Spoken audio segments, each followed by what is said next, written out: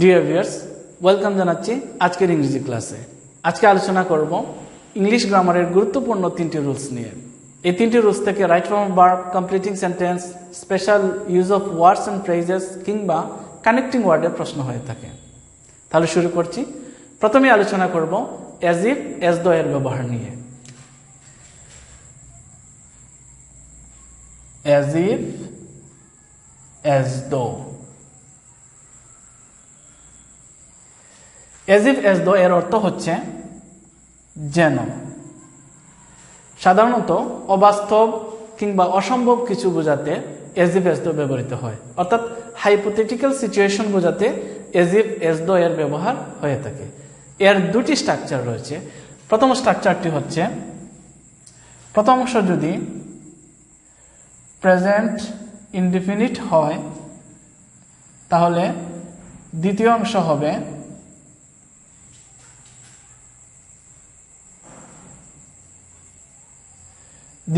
হবে past indefinite. দ্বিতীয় স্ট্রাকচারটি হচ্ছে, প্রথম অংশ যদি পাস্ট ইনডিফিনিট হয় তাহলে দ্বিতীয় অংশ হবে past perfect tense. Past perfect tense অর্থাৎ প্রথম অংশ প্রেজেন্ট হলে দ্বিতীয় অংশ হবে পাস্ট, প্রথম অংশ পাস্ট হলে দ্বিতীয় অংশ হবে পাস্ট পারফেক্ট টেন্স। এই রুলসটি মনে রাখার জন্য সহজে B1 B2 B2 B3 এই সূত্রটি মনে রাখবেন। অর্থাৎ B1 দ্বারা এখানে প্রেজেন্ট ইনডিফিনিট টেন্স, B2 দ্বারা এখানে পাস্ট ইনডিফিনিট টেন্স, এখানে B2 দ্বারা পাস্ট ইনডিফিনিট এবং B3 দ্বারা পাস্ট পারফেক্ট টেন্স বোঝাচ্ছে। এটা যদি মনে রাখতে পারেন তাহলে এই রুলসটি আর কখনো ভুল হবে না। আমি উদাহরণ দিয়ে দেখিয়ে দিচ্ছি। যেমন, he tells the matter as if he knew it। এখানে as if এর প্রথম অংশ হচ্ছে প্রেজেন্ট ইনডিফিনিট এবং দ্বিতীয় অংশ হচ্ছে পাস্ট ইনডিফিনিট।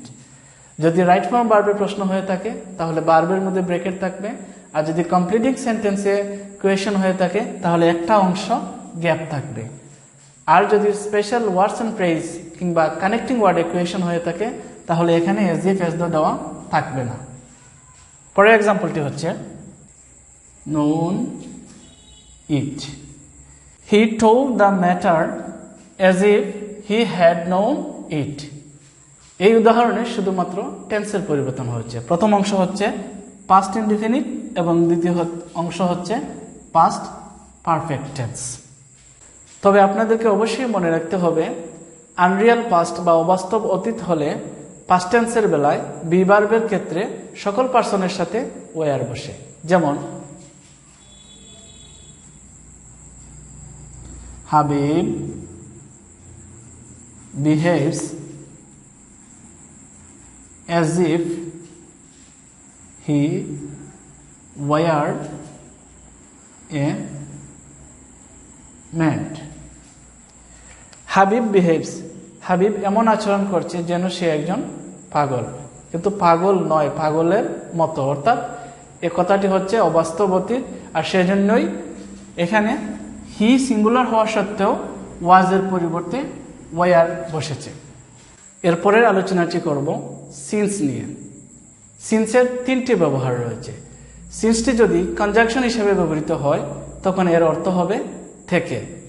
অর্থাৎ সিন্সটি যদি মধ্যখানে কনজাংশন হিসেবে ব্যবহৃত হয় তখন এর অর্থ হয় থেকে। সেক্ষেত্রে দুটি স্ট্রাকচার রয়েছে। প্রথমটি হচ্ছে, প্রথম অংশ যদি প্রেজেন্ট ইনডিফিনিট হয়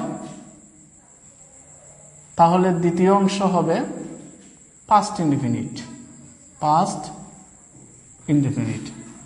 আবার প্রথম অংশ যদি পাস্ট ইনডিফিনিট হয় সেক্ষেত্রে দ্বিতীয় অংশ হবে পাস্ট পারফেক্ট টেন্স। এই স্ট্রাকচারটি মনে রাখার জন্য আমরা সংক্ষেপে B1 since B2, B2 since B3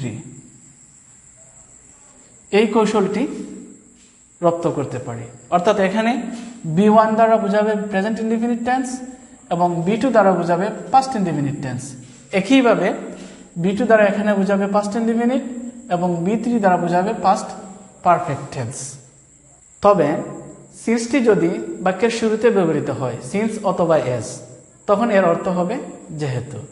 আর সেক্ষেত্রে এর উভয় অংশই একই টেন্সে হবে। অর্থাৎ স্ট্রাকচারটি হবে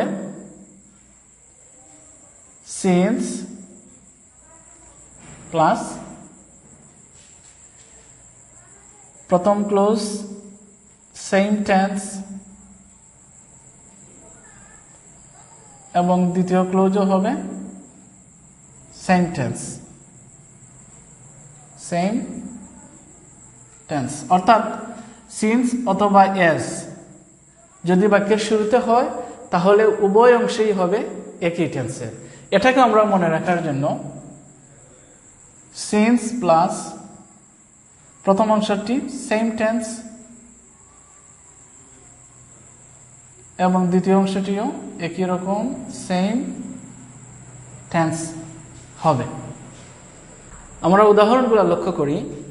it is long time since, এখানে সিন্সের প্রথম অংশটি হচ্ছে অর্থাৎ পূর্বের অংশটি হচ্ছে প্রেজেন্ট টেন্স, সুতরাং এর পরের অংশটি হবে past indefinite, he left the country.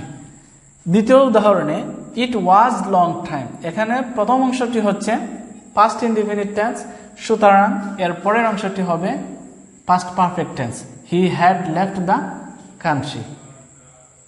আবার সিন্সটা যখন শুরুতে হবে, এখানে সিন্স অথবা এজ হতে পারে, সিন্সটা যদি শুরুতে হয় তখন তার অর্থ হয় যেহেতু, সেক্ষেত্রে উভয় অংশ একই টেন্সের হবে।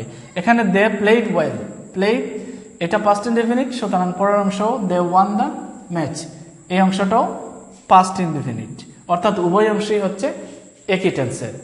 তাহলে সিন্স এর তিনটি ব্যবহার, প্রথম ব্যবহারটি হচ্ছে প্রেজেন্ট হলে পাস্ট, দ্বিতীয় ব্যবহারটি হচ্ছে পাস্ট হলে পাস্ট পারফেক্ট টেন্স এবং তৃতীয় ব্যবহারটি হচ্ছে যদি শুরুতে বসে তাহলে উভয় অংশই হবে একই টেন্সের। এরপর আলোচনা করব হোয়েন এর ব্যবহার নিয়ে। হোয়েন এর অর্থ হচ্ছে যখন, এটি সাধারণত সময়টাকে নির্দেশ করে। হোয়েনটি যদি বাক্যের শুরুতে বসে তাহলে প্রথম অংশ হবে পাস্ট ইনডিফিনিট কিংবা পাস্ট পারফেক্ট টেন্স এবং দ্বিতীয় অংশটি হবে পাস্ট ইনডিফিনিট টেন্স। অর্থাৎ শুরুতে হলে স্ট্রাকচারটি এভাবে হবে হোয়েন প্লাস পাস্ট ইনডিফিনিট কিংবা পারফেক্ট, দ্বিতীয় অংশ হবে পাস্ট ইনডিফিনিট টেন্স। যেমন when I went there I found him absent, এখানে প্রথম অংশ হচ্ছে পাস্ট টেন্স, দ্বিতীয় অংশটি পাস্ট ইনডিফিনিট হয়েছে। অথবা when we had reached the college, এখানে প্রথম অংশটি had reached, past perfect tense হয়েছে, কিন্তু দ্বিতীয় বাক্যটি the bell rang, past indefinite tense হয়েছে। তবে হোয়েনটি যদি দুটি ক্লোজের মধ্যখানে বসে তাহলে প্রথম অংশটি হবে প্রেজেন্ট ইনডিফিনিট টেন্স এবং দ্বিতীয় অংশটি হবে প্রেজেন্ট বা ফিউচার ইনডিফিনিট টেন্স। অর্থাৎ স্ট্রাকচারটি এরকম হবে, প্রথমে প্রেজেন্ট ইনডিফিনিট টেন্স হবে, মধ্যখানে হোয়েন এবং পরবর্তী অংশ প্রেজেন্ট কিংবা ফিউচার ইনডিফিনিট টেন্স হবে। তবে হোয়েনটা যদি অবস্থা এবং ফলাফল প্রকাশক দুটি ক্লোজের মধ্যখানে বসে তাহলে অবস্থা প্রকাশক ক্লোজটি সবসময়ই প্রেজেন্ট ইনডিফিনিট টেন্স হবে। যেমন 10 a.m. is the time when I start my work. এখানে whenটির মধ্যখানে হয়েছে প্রথম অংশটি প্রেজেন্ট ইনডিফিনিট টেন্স হয়েছে এবং দ্বিতীয় অংশটি I start my work present indefinite tense কিংবা ফিউচার ইনডিফিনিট টেন্স হবে I shall start my work. পরের উদাহরণটিতে দ্য টেম্পারেচার ড্রপস, এখানে whenটি অবস্থা এবং ফলাফল প্রকাশক দুটি ক্লোজের মধ্যখানে বসেছে এবং প্রথম ক্লোজটি হচ্ছে ফলাফল বা রেজাল্ট ক্লোজ এবং দ্বিতীয় ক্লোজটি হচ্ছে কন্ডিশন ক্লোজ বা অবস্থা, কন্ডিশন ক্লোজ বা অবস্থা প্রকাশক বাক্যাংশ। অর্থাৎ whenটা যদি ফলাফল এবং অবস্থা প্রকাশক দুটি ক্লোজের মধ্যখানে বসে তাহলে অবস্থা প্রকাশক ক্লোজটি সবসময় প্রেজেন্ট ইনডিফিনিট টেন্স হবে। ফলাফল প্রকাশক ক্লোজটি ফিউচারও হতে পারে। যেমন পরের উদাহরণে Tania will buy a mobile phone, এখানে এটা ফলাফল প্রকাশক ক্লোজ এবং এটি ফিউচার ইনডিফিনিট টেন্স হয়েছে, কিন্তু অবস্থা প্রকাশক ক্লোজটি অর্থাৎ যে অংশ whenএর সাথে যুক্ত রয়েছে সেই অংশটি হবে present indefinite tense. She earns money, এখানে Tania will buy a mobile phone, Tania একটি মোবাইল ফোন কিনবে। when she earns মানি যখন সে টাকা উপার্জন করবে।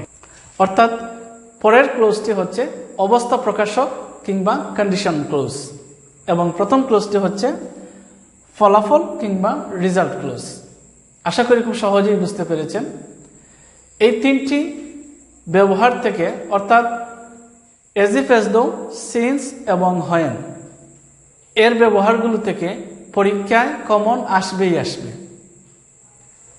সবাইকে অসংখ্য ধন্যবাদ এবং আমার ইউটিউব চ্যানেলটি ভিজিট করার আহ্বান জানিয়ে আজকের ক্লাসটি এখানেই শেষ করছি। আল্লাহ হাফেজ।